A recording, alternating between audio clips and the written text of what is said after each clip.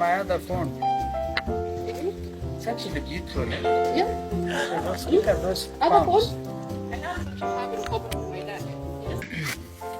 Kenyans a very merry Christmas and a prosperous 2025.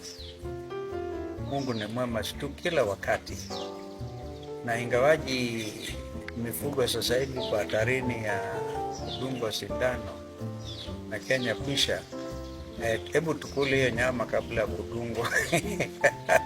Yes, ndio. Tufurahie na jamii zote mahala popote walipo Kenya hii.